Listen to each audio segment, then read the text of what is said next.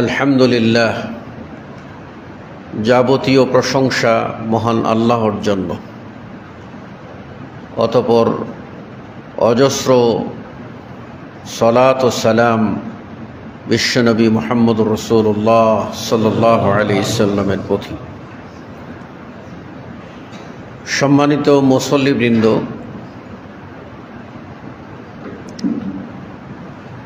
সমাজে একটা কথা প্রচলিত আছে বিভিন্ন ভাষায়, কদরুন নি'মা বা'দা জাওয়ালিহা। কোনো নিয়ামত হারিয়ে যাওয়ার পরে ওর কদর বাড়ে। যতক্ষণ এই নিয়ামত থাকে ততক্ষণ পর্যন্ত মানুষ এর মূল্যায়ন করে না। হারিয়ে যাওয়ার পরে বলে, আহারে কি নিয়ামতটা না হারাইলাম। এটা মানুষের স্বভাবে পরিণত হয়ে গেছে। মানুষদের মধ্যে শ্রেষ্ঠ মানুষ মুসলিম, আর মুসলিমদের ভিতরে শ্রেষ্ঠ হচ্ছেন আখেরি নবী মুহাম্মদ সাল্লাল্লাহু আলাইহি ওয়াসাল্লামের উম্মতেরা, যদি তারা সত্যিকার অর্থেই উম্মত হতে পারেন। এই শ্রেষ্ঠ মানুষের জন্য আল্লাহ রাব্বুল আলামিন হায়াত দিয়েছেন কম, কিন্তু তাদেরকে এমন কিছু সুযোগ দিয়েছেন যে সুযোগের সৎ ব্যবহার করে তারা, যারা 1000-1500 বৎসর হায়াত পেয়েছে তাদের চেয়েও বেশি নেকি যেন অর্জন করতে পারে, এই সুযোগ আল্লাহ বান্দাকে দিয়েছেন। এই সমস্ত সুযোগের মধ্যে অন্যতম একটা সুযোগ হচ্ছে ইয়াউমুল জুমআহ, জুমআর দিন। এই দিন এবং রাত 24 ঘন্টা অত্যন্ত মর্যাদাপূর্ণ। সেটা হলো বৃহস্পতিবার সূর্য অস্ত যাওয়ার পর থেকে নিয়ে শনিবার সকালের সূর্য ওঠার আগ পর্যন্ত। এই 24 ঘন্টা অত্যন্ত ফজিলতপূর্ণ, এবং এর মাধ্যমে আল্লাহ রাব্বুল আলামিন বান্দাহের বিগত এক সপ্তাহের গুনাহ থেকে মুক্ত করতে চান। রাসূলুল্লাহ সাল্লাল্লাহু আলাইহি ওয়াসাল্লাম বলেছেন যে এমন জুমার দিন হলো এমন একটা নিয়ামত যা বিগত কওমকে দেওয়া হয়েছিল, কেউ রক্ষা করতে পারেনি। অর্থাৎ এর মর্যাদা আদায় করতে পারেনি। আমাদের প্রতি এটা আল্লাহর ইহসান যে তিনি আমাদেরকে এই নিয়ামত জারি রেখেছেন আমাদের প্রতি। যে দিনে আগের জমানায় যে বারই হোক, আল্লাহর নির্ধারিত সাপ্তাহিক শ্রেষ্ঠ দিনে কোনো কাজকর্ম করা বৈধ ছিল না। অর্থাৎ কেউ যে খেতে যাবে, ক্ষেত খামারে যাবে, ওটাও বৈধ ছিল না। কেউ যে চাকরি বাকরিতে যাবে, ওটাও বৈধ ছিল না। এদিনের জন্য কাজ সব নিষিদ্ধ ছিল। কেবলমাত্র এই দিনের মর্যাদা। এই জন্য দাউদ আলাইহিস ইসলামের কওম এই দিনের মর্যাদা রক্ষা করতে গিয়ে পারে নাই, ব্যর্থ হয়েছে। আল্লাহকে ফাঁকি দেওয়ার একটা কৌশল করেছিল। সেদিনে কোনো কাজ করা যাবে না, তার মানে পাখিও শিকার করা যাবে না, মাছও শিকার করা যাবে না, কোনো কিছু করা যাবে না। ওরা কি করেছিল? সেই দিনে মাছ মারেনি, মাছগুলি আটকায় রেখেছিল এবং পরের দিন মারছিল। উদ্দেশ্য হলো আমরা আটকায় রেখেছি, আমি তো মারিনি। তার মানে আমরা তো নিষিদ্ধ কাজ করিনি। এই যে কৌশল, আটকাই রেখে পরের দিন স্বীকার করা, এটাকেই আল্লাহ রাব্বুল আলামিন চরম বেয়াদবি, দৃষ্টতা এবং সীমালঙ্ঘন হিসাবে আখ্যায়িত করে আল্লাহ রাব্বুল আলামিন ওই নির্দিষ্ট কয়েকজনকে বলেছিলেন, কুনু কিরাদাতান খাসিন, তোমরা নিকৃষ্ট বানরে পরিণত হয়ে যাও। মানুষগুলি বানরে পরিণত হয়ে যায় এবং ওয়াল টপকে টপকে, দেয়াল টপকে টপকে পড়ে তারা নির্মম ও নিগৃহীত, নির্যাতিত অবস্থায় মৃত্যুবরণ করে। আমরা এই জুমার দিন পেয়েছি। এই দিনে আমাদের জন্য জুমার সলাতের আগে কাজ করা বৈধ, জুমার সলাতের পরেও কাজ করা বৈধ। তাহলে জুমার সলাত, খুতবা এবং সলাত, এই সময়টা আল্লাহ রাব্বুল আলামিন আমাদেরকে সংক্ষেপ করে দিয়েছেন। এটা আমাদের প্রতি ইহসান যে মানুষ প্রয়োজনে খুতবার আগে প্রয়োজনীয় কাজ সারতে পারে, আবার জুমার সলাত শেষ হওয়ার পরে তারা তাদের প্রয়োজনীয় কাজটাও করতে পারে। এটা ইহসান। কিন্তু এই ইহসানকে আমরা দুর্বলতা মনে করে নিয়েছি। আর বর্তমান সমাজের চিত্র হলো, কেউ যদি আপনার প্রতি নরম ব্যবহার করে কয় এটাই সমাজে চলার যোগ্য না, ভদ্র ব্যবহার করলে কয় এটাই খারাপ। আর আপনি যখন হাম্বি তাম্বি অহংকার করে চলবেন, লম্পজম্প করে, তখনই আপনার সমাজ বলে কিছু একটা আছে, একে একটু অনার করতে হবে, না হলে কিন্তু সমস্যা। তা আমরা এমন একটা জাতি, যে জাতিকে আল্লাহ রাব্বুল আলামিন সুযোগ দিয়েছেন, এই সুযোগের সদ্ব্যবহার না করে অসৎভাবে আমরা ব্যবহার করছি। আমরা জুমার দিনে যত প্রকার অনুষ্ঠান আছে সবগুলি জুমার দিনে, এবং সে কারণে এমনও আয়োজক রয়েছে যারা রান্না বান্নার কাজ তদারকি করার জন্য জুমার সলাত পর্যন্ত আদায় করেন না। আর ওই মানুষগুলির দাওয়াত খাওয়ার জন্য সালাম ফেরানোর পরে সুন্নত পড়ার লোক পাওয়া যায় না, কারণ সমাজে কথা আছে, খাওয়ার আগে মাইরের পরে। আগে গেলে নিট অ্যান্ড ক্লিন প্লেটটা পাওয়া যাবে, টেবিলটা পাওয়া যাবে, খাওয়াটা মজা হবে, বাস আগে যাও। হে ইমানদারেরা, আবু বকর রাদিয়াল্লাহু আনহু আপনার মতো একজন মানুষ ছিলেন। তাকে যখন তার খাদেম তাকে খাবার এনে দিয়েছিল, ক্ষুধার জ্বালায় খেয়ে ফেলেছিলেন। এরপরে যখন জানতে পারলেন এটা একটা বিধর্মীদের অনুষ্ঠানের খাবার, ইহুদিদের, তখন নিজের গলগ্রহে আঙ্গুল ঢুকিয়ে স্বেচ্ছায় বমি করে সব উপড়ে দিলেন। আর সেই আবু বকরের বংশধরেরা মুসলিম, তারা হালালও বুঝে না, হারামও বুঝে না, বৈধও বুঝে না, অবৈধ বুঝে না, ন্যায়ও বুঝে না, অন্যায় বুঝে না, শুধুমাত্র আপনার জিহ্বার স্বাদ আর বড়ি মোটা করা, বড়ি ভোজনের জন্য সব পাগলের মতো ছুটে। মসজিদটা মনে হয় তাকে যেন একটা কয়েদখানা থেকে যত তাড়াতাড়ি বেরিয়ে যাওয়া যায় ততই মঙ্গল। মসজিদে ঢুকতে দেরি, বের হতে দেরি না। আমি বারবার বলে আসছি, আপনাদের কিসে এই জুমার খুতবা শুনতে বাধা দেয়? কিসে বাধা দেয়? কি কারণে? আল্লাহ রাব্বুল আলামিন যদি আজকের সকালের কাজটাকে হারাম করে দিতেন,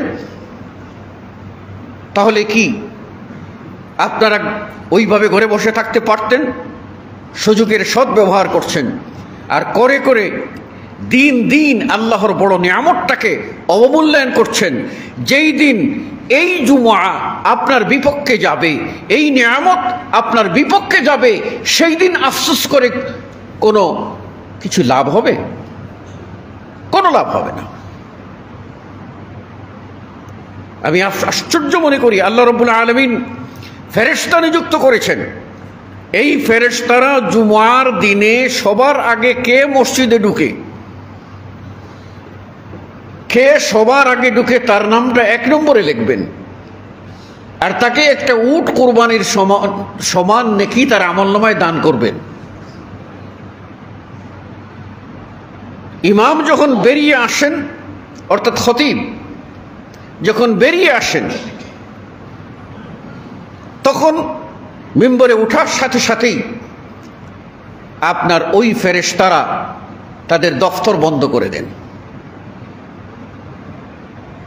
ফায়াস্তামিউনা যিকর, ফেরেশতারা তখন খুতবা শুনেন। আপনি কে, আমি কে?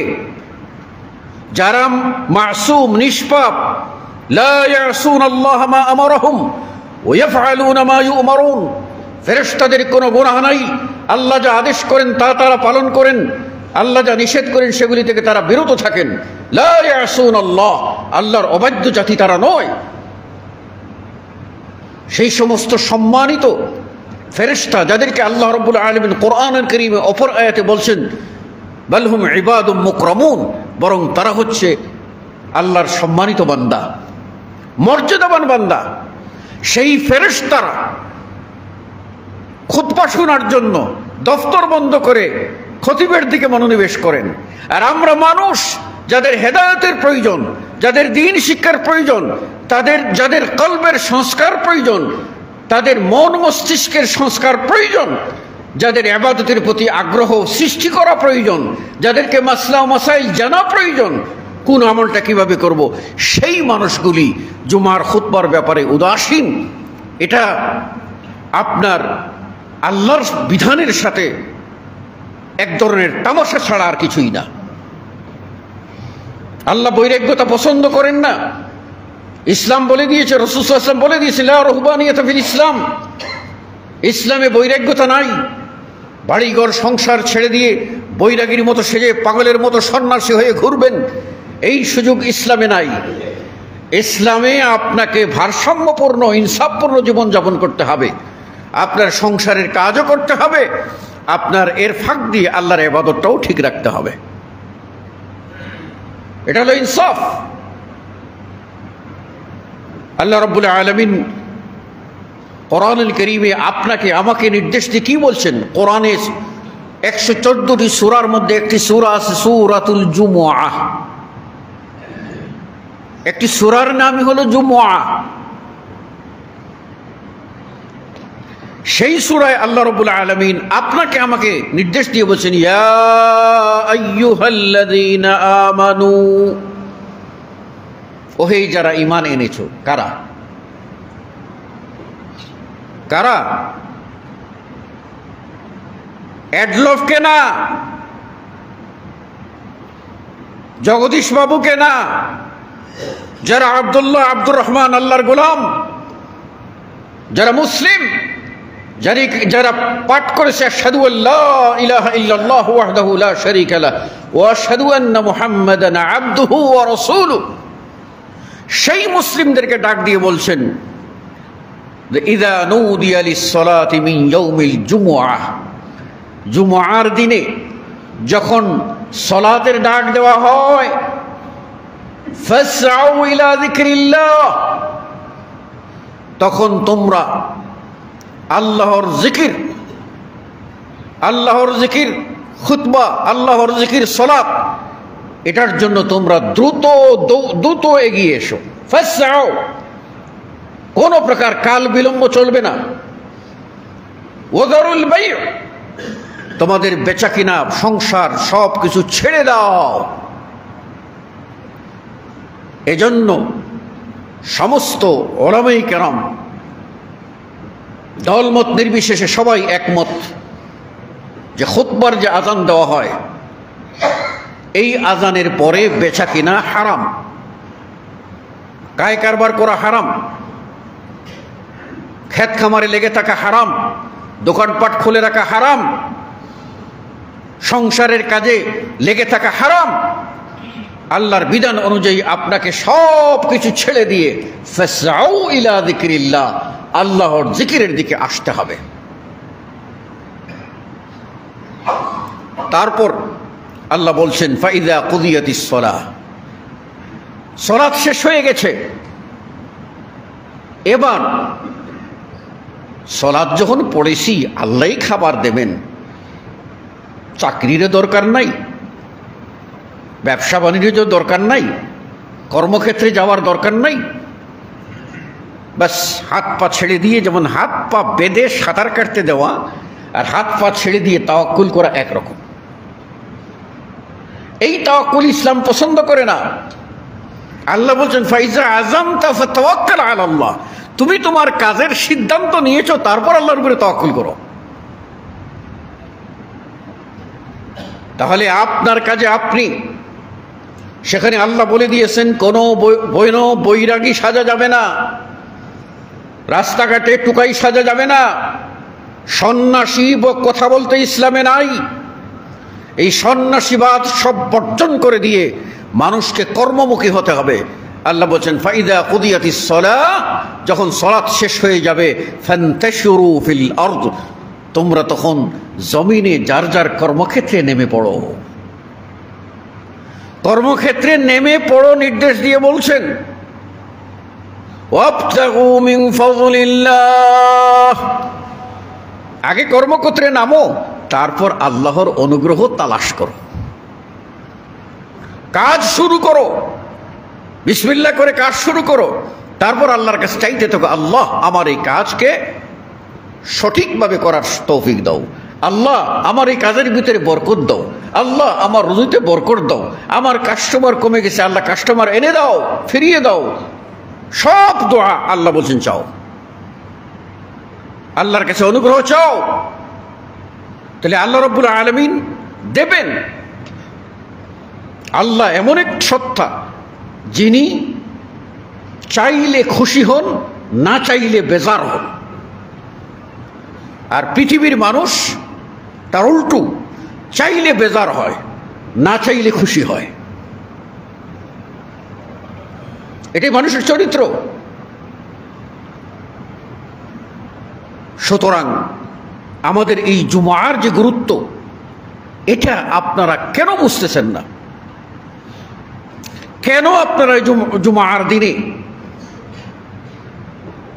আপনাদের এই ঐতিহ্যবাহী মসজিদ ইমাম খতিব বের হয়ে আসার আগ পর্যন্ত কানায় কানায় ভরে যাওয়ার কথা, সেটা হয় না কেন? এটা না হওয়ার পিছনে কারণ আমাদের সামাজিক অনুষ্ঠান, সামাজিক কুসংস্কার, আমাদের মধ্যে ইমানের দুর্বলতা, আমলের ঘাটতি, অলসতা এবং পারিপার্শ্বিক সামান্য প্রয়োজন। আর জুমার সলাতে আসতেও যদি বউ বলে যায় এক প্যাকেট দুধ এনে দিয়ে যাও, তো জুমার সলাত থয়ে দুধটা এনে দেবে। ওটা এখন দরকার ছিল, দরকার ছিল থাকলে দিতে হবে, দরকার তো না যে আগুন লেগে গেছে, ঘরের ভিতরে আগুন লেগে গেছে, দুধ ঢেলে আগুন নিভাবে। কোনো সন্তান জীবন চলে যাচ্ছে, তাই এই মুহূর্তে দুধ লাগবে। আগে কোথায় ছিলেন? আগে কোথায় ছিলেন? দুনিয়ার সব সুখ সুবিধার জন্য সবই করতে পারেন, কিন্তু আল্লাহ রাব্বুল আলামিনের বিধানের কাছে আত্মসমর্পণ করতে এত কার্পণ্য কেন? এত অলসতা কেন? এত গাফলতি কেন? এত বেপরোয়া কেন? আপনি মনে রাখবেন যে 900 বৎসর দাওয়াত দিয়েছেন নূহ, কয়জন ইমানদার পেয়েছেন? 950 বৎসর। 1300 বৎসর হায়াত পেয়েছেন, 950 বছর দাওয়াত দিয়েছেন, কয়জন ইমানদার পেয়েছেন? আর আপনি আমি সামান্য দাওয়াত দিয়ে একজনকে সিগারেট পান করাতে বিরত রাখতে পারিনি, তাই আমরা বলি আহারে জীবনটাই ব্যর্থ। একজনকে নামাজ নিয়ে বানাইবো, পিছনে লাগছে কিন্তু নামাজই বনে না, ওরে জীবনটাই ব্যর্থ। কেন ব্যর্থ বলবেন? আল্লাহ রাব্বুল আলামিন তার নবীর মাধ্যমে পরিষ্কার জানিয়ে দিয়েছেন আল্লাহ রাসূল সাল্লাল্লাহু আলাইহি ওয়াসাল্লাম আল্লাহর নামে হলফ করে বলছেন, লা ইয়াহদিয়াল্লাহু বিকা রাজুলান ওয়াহিদা খায়রুল লাকা মিন হুমুরিন নিআম।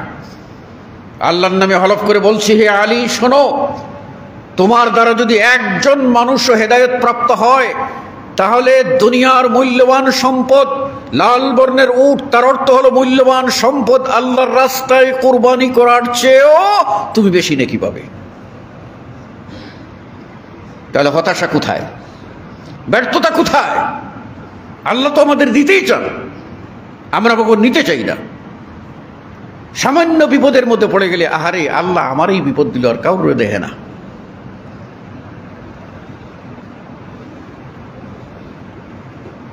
এক সপ্তাহ আগে মারা গেছে এক ভদ্রলোকের বাপ, আর এক সপ্তাহ পরে মারা গেছে স্বাস্থ্য ভাইয়ের বউ।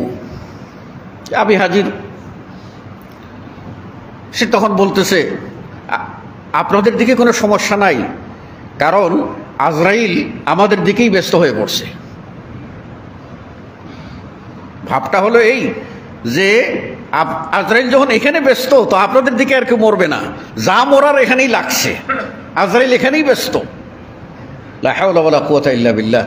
আল্লাহ রাব্বুল আলামিন যদি পৃথিবীর এক সেকেন্ড বরাবর ওই সেকেন্ড ধরলেন, ওই সেকেন্ডে পৃথিবীর সব জায়গার মানুষকে তিনি কবজা করবেন, সব জায়গার মানুষকে মৃত্যু দেবেন, অথবা পৃথিবীর পূর্ব প্রান্ত অথবা পশ্চিম প্রান্তে, উত্তর মেরু দক্ষিণ মেরু কোন এক জায়গায় এট এ টাইমে 10,000 করে 20,000 মানুষকে মারবেন, বা 10 লাখ করে 20,000 মানুষের মত দেবেন। আল্লাহ রাব্বুল আলামিনের পক্ষে সেটা সম্ভব না অসম্ভব? আল্লাহু আকবার। এই ঈমানটুকু নাই। মৃত্যুর কথা শুনেও আমরা তামাশা করি। তো এই দিকে আজরাইল লাগছে, আজরাইলের খাইয়া কাম নাই, এই দিকে লাগছে। কথা বলতে বলতে কি বলি, লা হাওলা ওয়ালা কুওয়াতা ইল্লা বিল্লাহ। মালাকুল মউত, যাকে ইব্রানি ভাষায় আজরাইল বলা হয়, সেই মালাকুল মউতের এমন কোনো ক্ষমতা আছে যে আল্লাহ রাব্বুল আলামিনের হুকুম ছাড়া কারো রূহ কবজ করতে? আল্লাহর হুকুম ছাড়া কারো রূহ কবজ করার অধিকার মালাকুল মউতের নাই, মউতের ফেরেশতার নাই। সুতরাং যখন অর্ডার হবে তখনই তিনি রূহ কবজ করবেন। অতএব আমাদেরকে এই গুরুত্বপূর্ণ দিন জুমার যে গুরুত্ব, সে বিষয়টা ভালোভাবে উপলব্ধি করে জুমার সলাতে সবার আগে আসার প্রতিযোগিতা আমাদের করতে হবে। সাথে সাথে সলাত আদায় হওয়ার পর মসজিদ ত্যাগ করার প্রবণতা, এটা অত্যন্ত আপনার গাফলতির উদাহরণ। খতিব মিম্বর থেকে নামার আগ পর্যন্ত কোনো মুসল্লি উঠতে পারে না, এটা সুন্নতের খিলাফ। খতিব মিম্বর থেকে নামবেন, তারপরে মুসল্লিরা উঠবে। আমরা এখন ভাব বুঝে ফেলেছি যে এই ধরনের কথা বললে খতিব সাহেব নেমে যাবেন, শুনতে শুনতে অভ্যাস হয়ে গেছে। তাই ওই অভ্যাসের দাসে পরিণত হইয়া খতিব নামার আগেই আমরা কিন্তু উঠে পড়ি। আর একটু যদি সামান্য দেরি হয় তাহলে গলার আওয়াজ করে দেরি হয়ে গেছে, আর কত।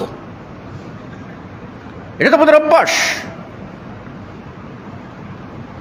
আর ইমাম সালাম ফিরানোর দুই দিকে সালাম ফিরিয়ে 3 বার আস্তাগফিরুল্লাহ আস্তাগফিরুল্লাহ আস্তাগফিরুল্লাহ বলার পর আল্লাহুম্মা আনতাস সালাম মিনকাস সালাম তাবারাকতা ইয়া যাল জালালি ওয়াল ইকরাম, এই পর্যন্ত পড়ে ইমাম মুক্তাদির দিকে ঘুরে বসবেন। তার আগ পর্যন্ত মুক্তাদির উঠে যাওয়া জরুরি, ইমার্জেন্সি কাজ ব্যতীত এটা হচ্ছে সুন্নতের খিলাফ, সুন্নতের উল্টা। সব বঞ্চিত হবে, ফজিলত বঞ্চিত হবে। তাকে কাফের বলা যাবে না, গুনাহগার, বড় ধরনের গুনাহগার বলা যাবে না, কিন্তু সে সব থেকে বঞ্চিত হবে। তো আসলাম সব কামাইতে, 1 ঘন্টার ভিতরে আমাদের সব কামাইয়ের স্বাদ মিটে গেল, বস্তা ভরে ফেলেছি, গডাউন একেবারে পুরা লকার কমপ্লিট।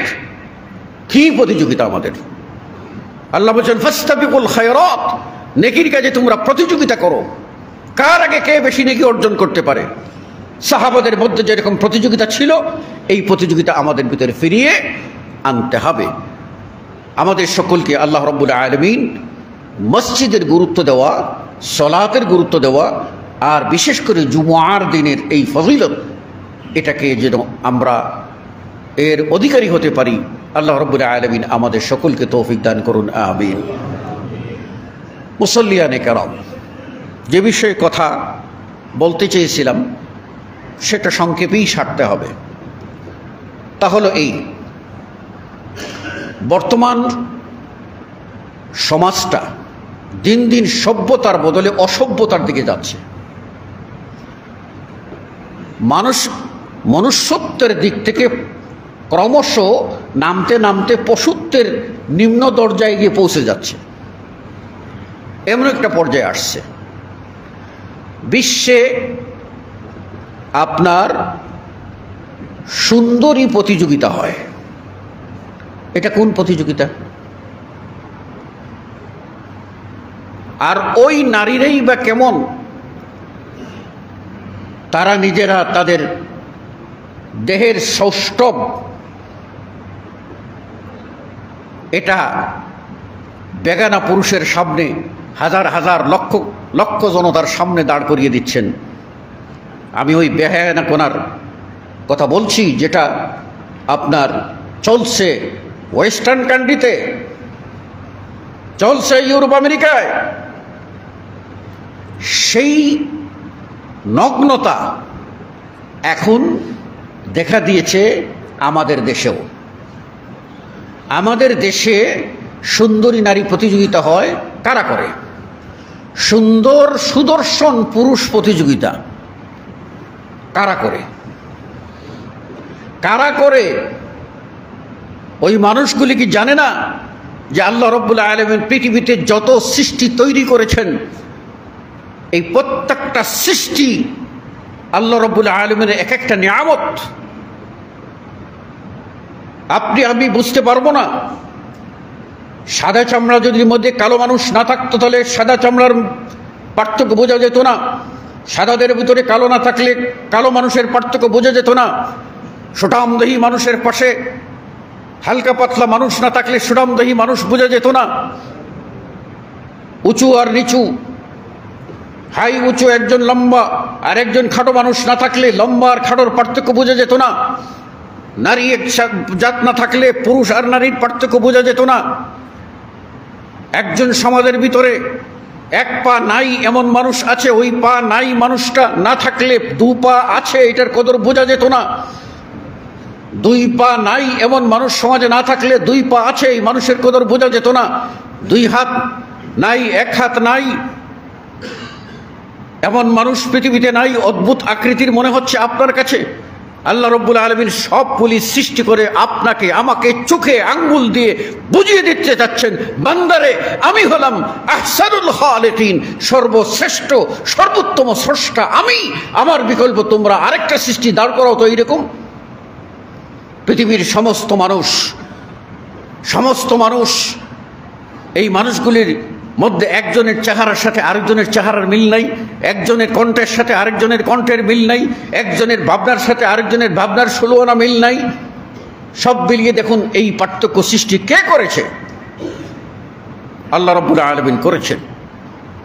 পৃথিবীর কোন সৃষ্টি যে সৃষ্টিকে আপনি বলবেন এটা খারাপ, ওই খারাপটার দরকার? বিষধর সাপ, ওটাও মানুষের কল্যাণের জন্য, সমাজের ভারসাম্য রক্ষার জন্য আল্লাহ সৃষ্টি করেছেন। ওই শকুনি ওগুলির জন্য পরিবেশবিদরা কাঁদে আর এখন বলা শুরু করেছে এই শকুনি যদি শেষ হয়ে যায় দেশ থেকে পরিবেশের ভারসাম্য নষ্ট হয়ে যাবে। আপনার কাছে পছন্দ হয় না।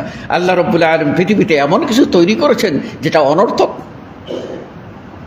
কোনো অনর্থক কিছু তৈরি করেন নাই। তাহলে আপনি আমি কিসের জন্য এই আল্লাহর বিধানের বিরুদ্ধে একজনকে আমি সুন্দরী বলে আখ্যায়িত করব আর বাকি সকল নারীকে আমি অপমানিত করব? একজন পুরুষকে আমি সুন্দর বলবো, এটা সেরা সুন্দর, এর সেরা সুন্দর বলে বাকি সবগুলিকে আমি ইগনোর করব।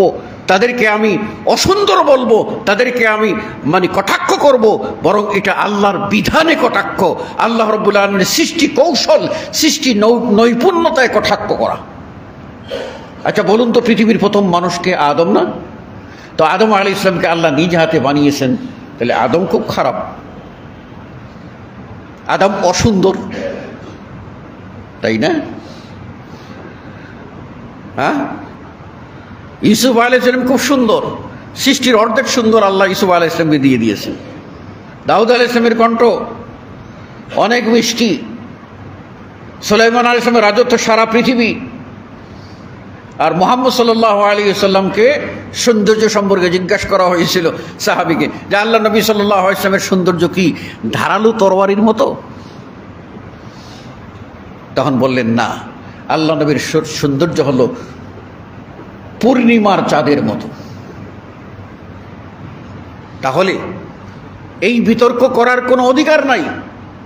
আল্লাহ রাব্বুল আলামিন কাকে কিভাবে তৈরি করেছেন, কাকে কিভাবে সুন্দর করেছেন, আল্লাহ নিজেই বলছেন, ওয়াত্তিন, শপথ ডুমুরের, ও জাইতুন, জাইতুনের, ওতুরে সিনিন, এবং সিনা পর্বতের, লাকাদ খালাকনাল ইনসানা ফি আহসানি তাকওয়িম, অবশ্যই আমি মানুষকে সুন্দর অবয়ব, স্ট্রাকচার, সুন্দর অবয়ব দিয়ে, সুন্দর স্ট্রাকচার দিয়ে তৈরি করেছি।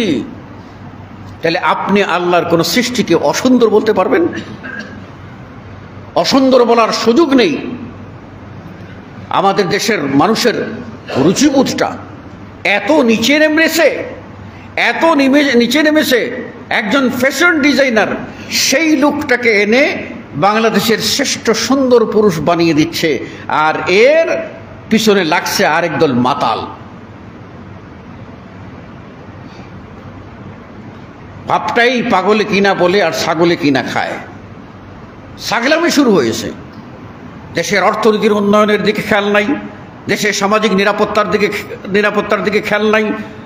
মানুষ রাস্তাঘাটে কুকুরের মতো, শৃগালের মতো মানুষকে মেরে ফেলা হচ্ছে, সেদিকে খেয়াল নাই।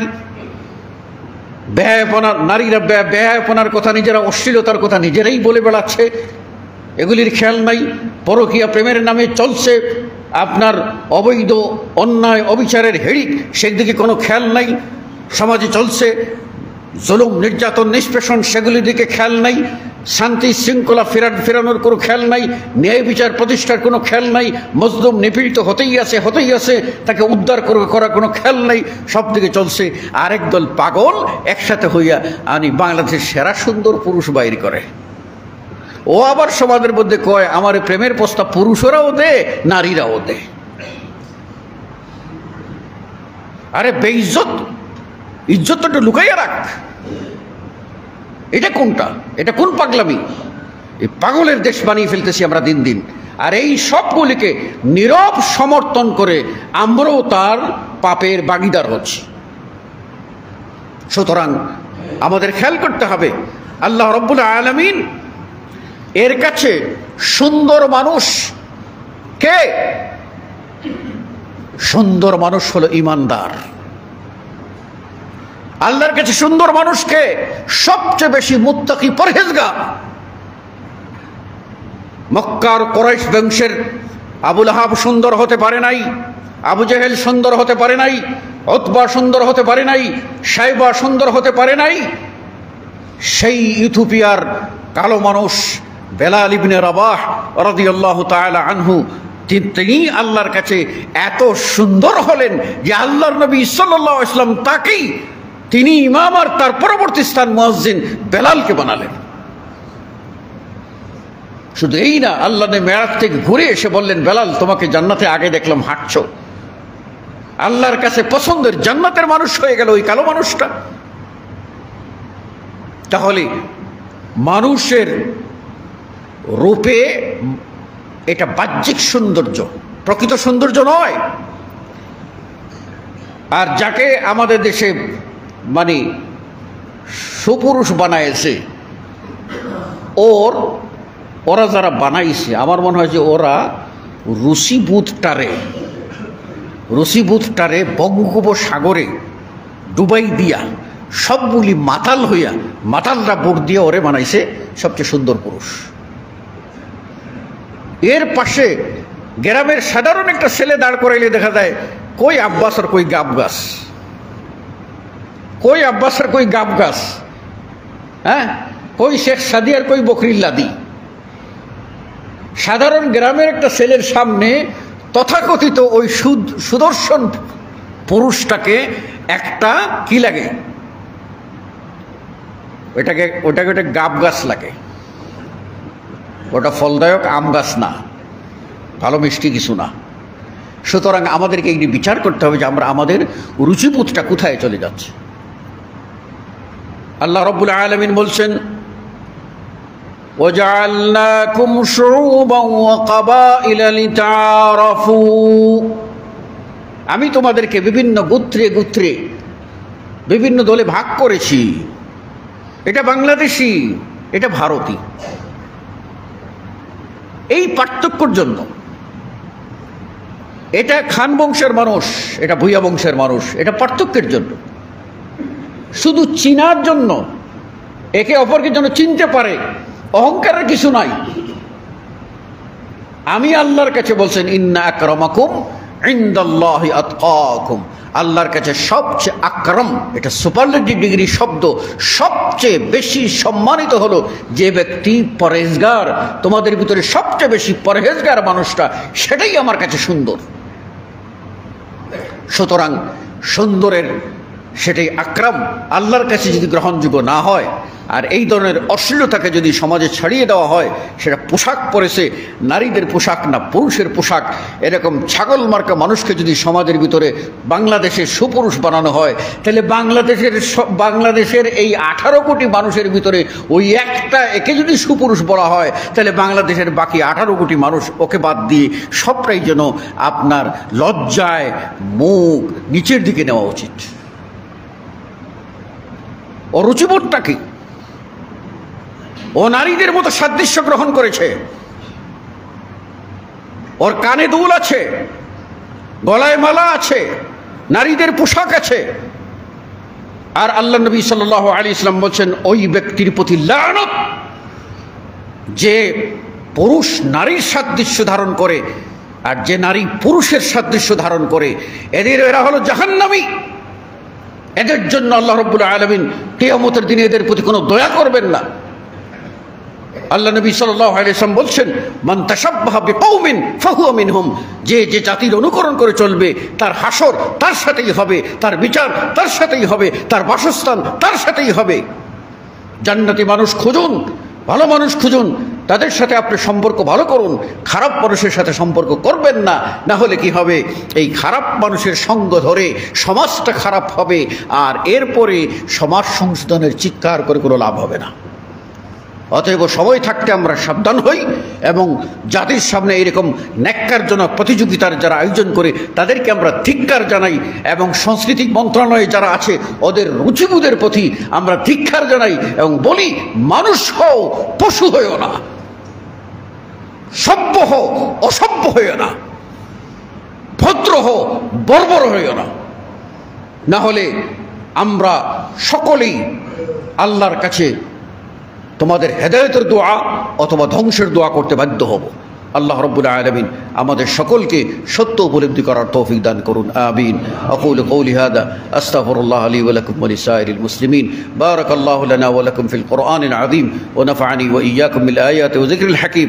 ইন্নাহু তাআলা জাওয়াদুন কারীম মালিকুম বাররাউফুর রহিম ফাস্তাগফিরুহু মিন কুল্লি যামবিন ইন্নাহু হুয়াল গফুর।